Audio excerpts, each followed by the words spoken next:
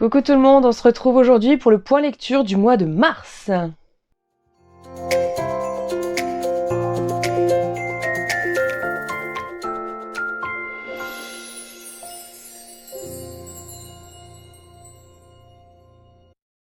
Alors, ça y est, nous sommes dans le printemps et je regarde par la fenêtre et c'est la fin du monde. Voilà, nous sommes en fait là pour moi le vendredi 1er avril et c'est pas une blague, c'est un temps. Voilà, ils annoncent grosse vague de froid, la neige, la pluie, etc. Enfin, voilà quoi. C'est n'importe quoi, n'importe quoi. Bref, on y va pour le point lecture du mois de mars, donc je garde mon petit journal de lecture à côté pour faire dans l'ordre. Alors, j'ai commencé le mois par La philosophie selon Camelot, donc de Gwendal Fossois. Voilà, aux éditions de l'Opportun. Voilà, c'est marqué guide non officiel, d'accord? Donc c'est pas approuvé officiellement par les producteurs. Bref, c'était sympa. En fait, c'est différents concepts philosophiques expliqués à travers Camelot en fait. Et du coup, c'était super chouette parce que en fait, la philo, moi, quand j'étais au lycée, je pensais que ça allait m'intéresser. Et après, j'ai commencé la philo. Voilà. Non, mais je pense que voilà, j'étais trop jeune pour aborder la philo de cette façon, en tout cas, tel que c'était fait au lycée. Ça aurait peut-être bien de le faire autrement, mais bref, on va pas refaire le monde. J'ai en fait vraiment compris beaucoup de concepts philosophiques en arrivant à la fac, au final. Et voilà, donc là, en fait, c'est un petit ouvrage de vulgarisation philosophique à travers Camelot. Donc voilà, c'était vraiment bien quoi. Là, on nous dit par exemple derrière, par exemple, les définitions du pouvoir d'Arthur et Léo Dagan rappellent les modèles de contrat social de Rousseau et de Hobbes. La Dame du Lac interroge l'existence de Dieu à la Descartes. Quant à Perceval, sa conception bien à lui du monde qui l'entoure n'est pas sans rappeler les réflexions sur l'absurde d'Albert Camus. Voilà, donc il y a aussi tout un passage en fait.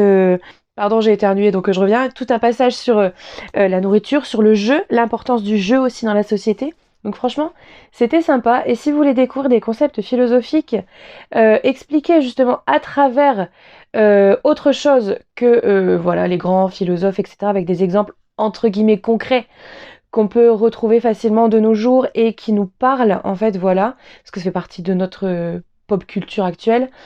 Foncez sur ce petit guide de la philosophie selon Camelot, c'était vraiment chouette. Ensuite, j'ai lu, alors là, d'un coup, je vais vous montrer. Vous avez vu, il y a ma mini-othèque. Oui. Attendez, hop. Oui, donc là, si c'est vide, en fait, c'est parce que il y a les prochains Agatha Raisin qui vont arriver quand je les aurai achetés. Bref, j'ai enchaîné en fait avec un roman dont je ne vais pas vous parler tout de suite, qui fera l'objet d'une vidéo un peu plus tard. Voilà, que j'ai commencé en fait cette vidéo. J'ai commencé à la tourner le 8 mars et probablement qu'elle sortira cet été, je pense. Voilà. Elle me demande un peu de temps pour la filmer, mais bref, il y a 2 romans comme ça que j'ai lus ce mois-ci qui feront partie d'une vidéo plus tard, donc Warp d'Ewen Colfer et Samantha Bonne à rien faire de Sophie Kinsella. Voilà, on en parlera plus tard, d'accord? J'en parle pas tout de suite. Bref, j'ai enchaîné donc après Warp par Spy Family, tome 6 et 7. Tome 6 et 7, voilà. Donc petite saga de manga, hein, je vous l'ai déjà présenté plein de fois, étant donné que là c'est déjà tome 6 et 7. Je vous ai parlé de des tomes 1 à 5, quoi. Voilà, donc c'est toujours en fait l'histoire de Twilight, l'espion qui doit aborder un ennemi du clan opposé, etc. Et qui du coup s'est construit une fausse famille avec, sans le savoir, sa femme qui l'engageait, c'est une tueuse à gages professionnelle, mais il le sait pas, et la petite fille est télépathe, voilà. Et ils ont adopté un chien qui a des dons de préscience, voilà, voilà. Bref, donc là, c'est la suite de ça. Je vais pas rentrer dans le détail parce que sinon, voilà quoi, je suis rentrée plusieurs fois dans le détail, il n'y a pas grand chose à en raconter. On continue, attendez, je tourne la page, parce que je voudrais pas que la vidéo dure trop longtemps parce que j'ai lu pas mal de trucs. On va continuer dans les mangas, même si c'est pas l'ordre de lecture, c'est pas grave, il y a un autre livre entre deux, je vous en parle après. Beyond the Clouds, tome 3. Alors, je galérais à le trouver, celui-là, mais un truc de fou. À chaque fois que j'allais à la librairie, jamais ils l'avaient. Ils avaient que le tome 4. Du coup, dès que je l'ai vu passer au supermarché, je l'ai pris. Je l'ai pris, voilà. Donc, c'est le tome 4, donc de Beyond the Clouds. Alors, pour rappel, parce que ça fait longtemps quand même, que voilà, j'avais fait une vidéo dessus il y a longtemps. Donc, en fait, il y a cette petite fille, voilà, qui s'appelle Mia, qui en fait a atterri dans une sorte de décharge. Et ce jeune homme, c'est Théo, je crois, ouais c'est ça, Théo, l'a retrouvée. Et en fait, cette jeune fille est une petite fille ailée. Donc elle a des ailes et elle a une aile qui est cassée. Et voilà, il va lui fabriquer une aile. Sauf qu'en fait, cette petite fille, quand elle se laisse submerger par les émotions, la colère, la peur, etc. Il y a une espèce de grosse bête, une espèce de gros chat noir géant qui apparaît et qui détruit tout sur son passage. Donc, et à chaque fois, ça la laisse, en fait, ça la vide totalement de son énergie et ça la laisse dans une sorte de coma, en fait. Du coup, Théo va partir en quête d'un magicien pour trouver un remède au problème de Mia. Voilà, à ce jour, il y a 4 tomes sortis en français. Voilà, je pense que je vais pas tarder à acheter le 4e parce que voilà, c'est trop chou quoi. Ils présentent ça à mi-chemin entre les films de Ghibli et les mondes de Final Fantasy. Alors, Final Fantasy, je connais pas, Ghibli, je connais un petit peu, pas beaucoup, mais je vois à peu près le style. Et c'est ça, c'est un peu steampunk et franchement, c'est assez chou, c'est assez chou. Je sais que certains ont reproché des fois que les dessins étaient un peu brouillons, mais voilà, moi je trouve que ça participe au style et voilà, je m'y connais pas trop non plus en manga, hein, j'en lis, mais je suis pas non plus experte. Donc voilà, mais voilà, moi ça m'a pas choqué. Ah bah voilà, regardez l'espèce de grosse bête qui apparaît. Voilà. Voilà pour les mangas. J'ai pas lu d'autres mangas, bande dessinée encore, enfin pour le mois de mars. On passe ensuite à des romans. Alors, j'ai lu très peu de fantasy ce mois-ci, tout simplement parce que après le Plib, en fait, je voulais faire une pause de fantasy pour pas saturer et voilà, y prendre toujours autant de plaisir. J'en ai lu un et j'y ai pris quand même du plaisir, donc tout va bien. Ensuite, donc, je disais peu de fantaisie, etc. On passe sur un coup de cœur avec Joli Joli Monstre, que je mets là, de Julien Dufresne-Lamy. Voilà, c'était génial, c'est un gros coup de cœur. Je vais vous lire le résumé que j'en ai fait. Alors, la rencontre de deux âmes, James, ancienne drag queen, et Victor, jeune père de famille qui rêve d'être comedy queen. James va prendre Victor sous son aile et lui raconter sa vie, New York dans les années 80, les club kids et l'arrivée du sida. Victor va raconter sa vie de latino à Los Angeles, entre la pauvreté et les guerres de gang. Voilà, donc le roman est en fait coupé en 2 parties. Première partie, c'est James qui raconte son histoire, donc sa vie de drag queen dans les années 80, donc avec le voguing. Si vous avez déjà vu ça, le voguing, c'est donc dans les ballrooms, dans les balles en fait, c'est une danse, enfin oui, un défilé où en fait ils font des mouvements de bras, être accroupis, des poses de mannequin, etc. Ça vient du nom du magazine Vogue en fait. Voilà, donc les poses de mannequin. Je crois que Madonna a fait une chanson qui rend hommage à ça justement. Et donc voilà, donc j'ai adoré en fait. Déjà, j'ai une fascination pour les drag queens depuis au moins depuis plus de 20 ans. Voilà, j'aurais adoré être un mec pour pouvoir être drag queen. Et voilà, ça représente en fait justement cette libération, cette liberté d'être qui on veut et voilà, d'exprimer à travers donc cet art en fait, voilà, une personnalité, inventer un personnage, etc. Vraiment, ça me fascine. Donc, et j'ai appris en fait que justement le voguing en fait c'était né dans le milieu LGBT, afro-américain, latino, etc. Toutes les minorités en fait qui ont inventé ça, voilà, pour avoir quelque chose à eux en fait. Voilà, moi je pensais que c'était juste en fait une histoire de communauté des drag queens. Non, c'est la communauté LGBT, afro-américaine, latino, etc. Toutes les minorités. Et voilà, donc j'ai adoré découvrir aussi voilà ce milieu des drag queens des années 80. Enfin voilà, dans mon esprit, les années 80, c'est l'âge d'or des drag queens. Oula, ah oui, alors il y a la neige qui arrive, alors forcément ça fait un truc blanc d'un coup. Ah, bref, et c'était vraiment bien. Donc voilà, je parle aussi des club kids. Les club kids qui sont en fait cette communauté entre guillemets de fêtards. Oh, ça, je suis blanche, hein. Ça fait blanc d'un coup. C'est n'importe quoi cette lumière. Bref. Cette communauté donc de fêtards, mais surtout avec la drogue, voilà, les acides, etc. etc. Donc voilà. On parle des club kids, l'arrivée du sida, évidemment. Dans les années 80, on ne peut pas parler du milieu LGBT dans les années 80 sans parler de l'arrivée du sida. Voilà, mais c'est... Je suis blanche. Ah, désolée. Bon, tant pis. On peut pas parler des années 80 dans la communauté LGBT sans parler de l'arrivée du sida. Le sida, je rappelle, était appelé au début le cancer gay ou le cancer des gays, quelque chose comme ça.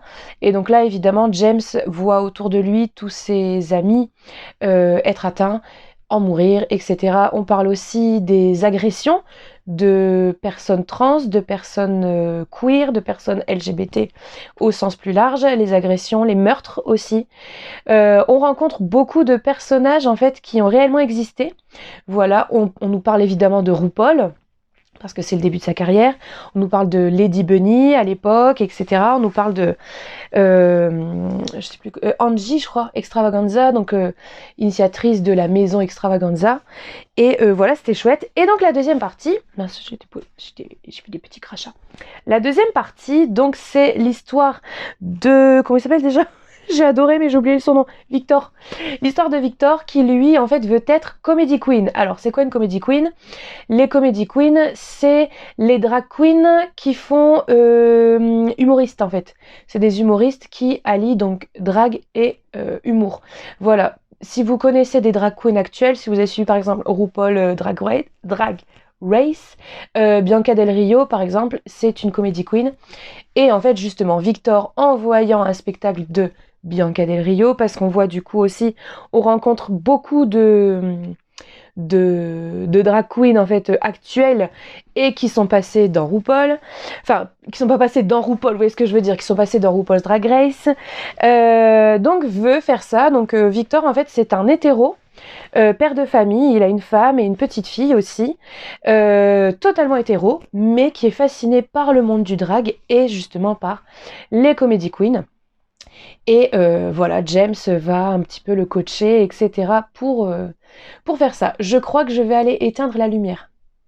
Je crois que je vais éteindre la lumière qui est là parce que là, c'est n'importe quoi. Je vais revenir. Enfin bref, donc j'ai adoré ce roman. J'ai vraiment, vraiment adoré ce roman. C'était bien, c'était vraiment chouette. Et en fait, à la fin, on a plein de photos en fait de l'époque et de drag queen actuelle en fait dont il parle dans le roman et franchement c'était chouette. C'était chouette. Je reviens, je mets en pause 2 minutes, je vais aller éteindre la lumière. Alors, c'est mieux comme ça. On continue donc avec Franck Tillier, Rêver. Je vais vous lire le résumé que j'en ai fait aussi. Ce sera plus simple parce que sinon je m'embarque dans des trucs et des machins. Alors, Abigail Durnant est psychologue et aide la police dans des enquêtes criminelles. Souffrant de narcolepsie, elle confond souvent rêve et réalité. L'affaire de disparition d'enfants sur laquelle elle travaille va la plonger dans un cauchemar, d'autant plus que l'affaire semble être reliée à l'accident de voiture qui a coûté la vie à son père et sa fille et dont elle est miraculeusement sortie indemne. Alors, c'était trop bien.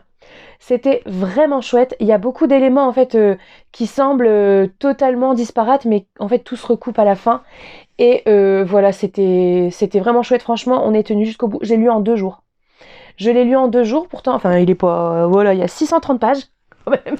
Il y a 630 pages, je l'ai lu en 2 jours, je pouvais plus m'arrêter. Vraiment, je pouvais plus m'arrêter. Je voulais absolument savoir la suite.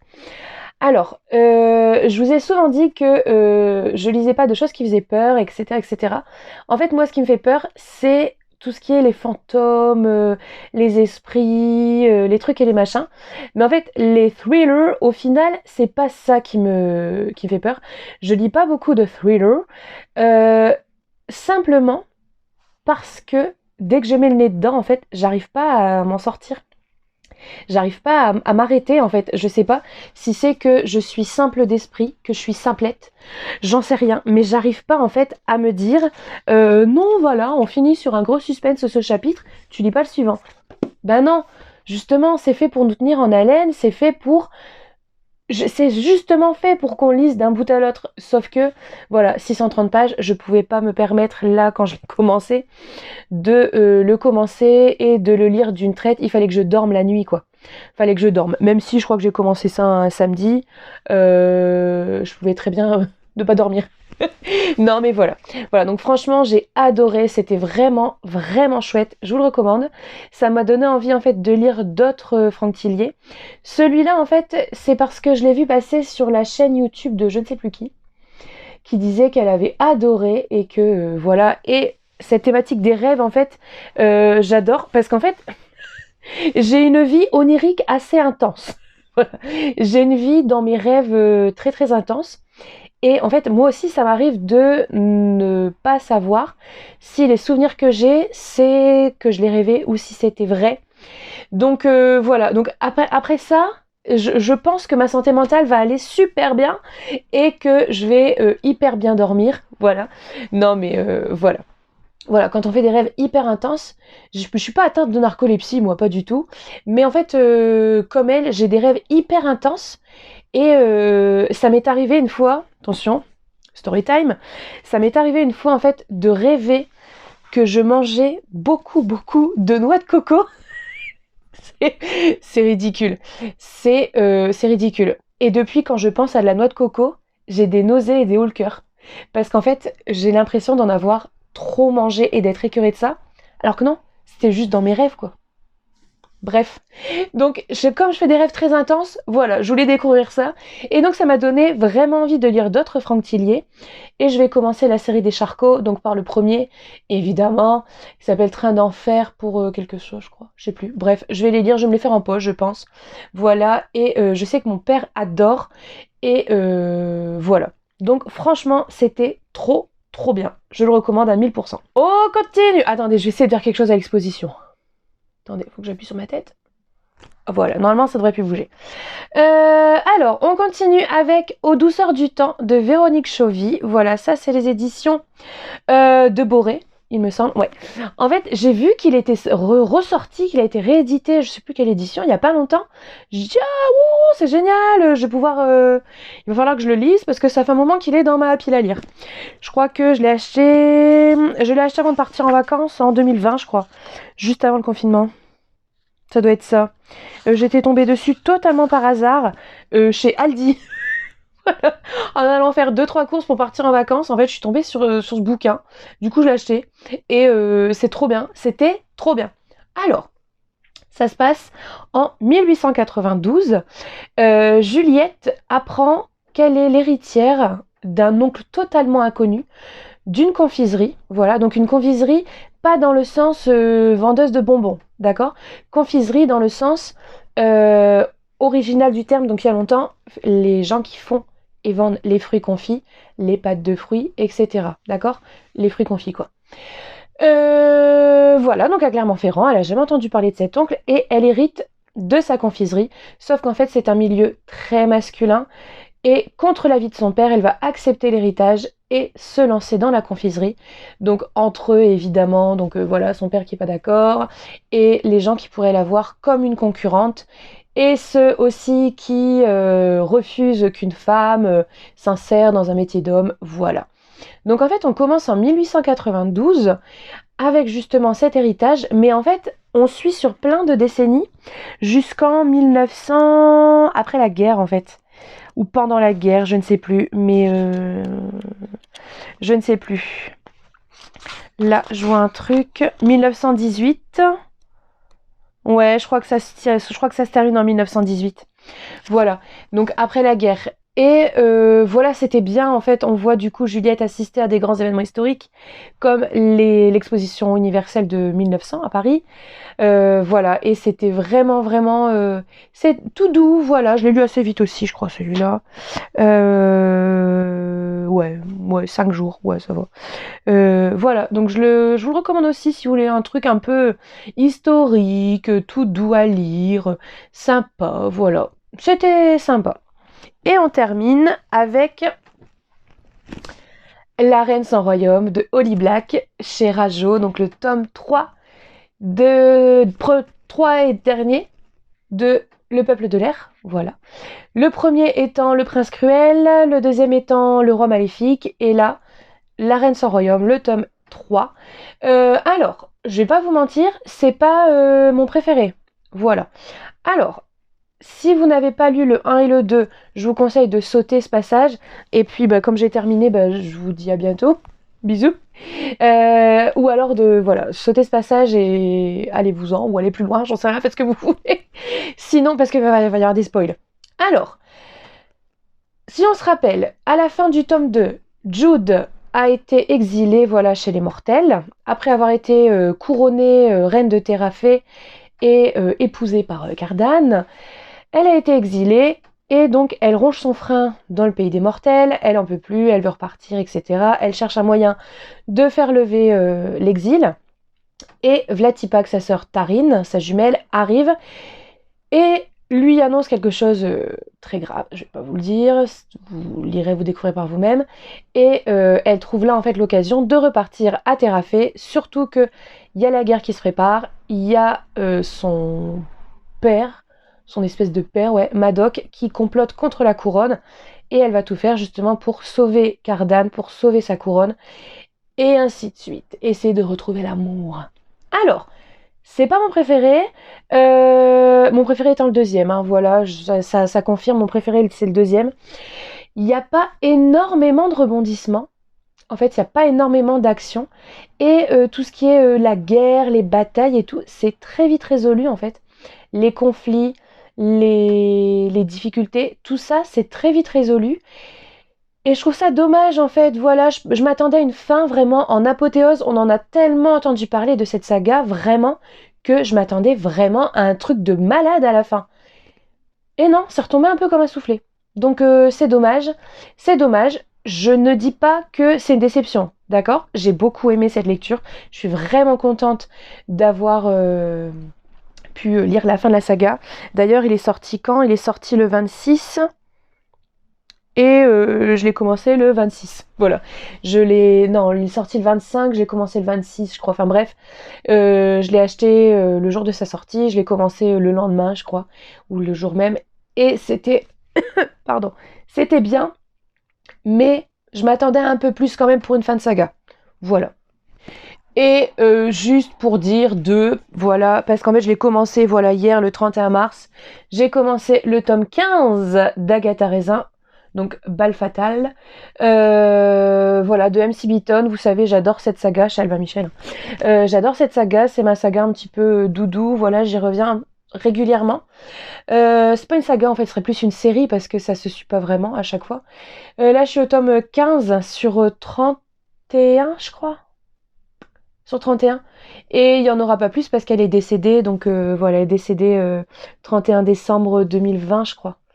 Donc on n'en aura pas plus. Mais voilà, j'adore cette saga. Je vais pas dire j'ai adoré, j'ai pas terminé. Bref, j'adore cette saga. Et j'y reviens régulièrement. Mais je vous en parlerai à un point lecture du mois d'avril.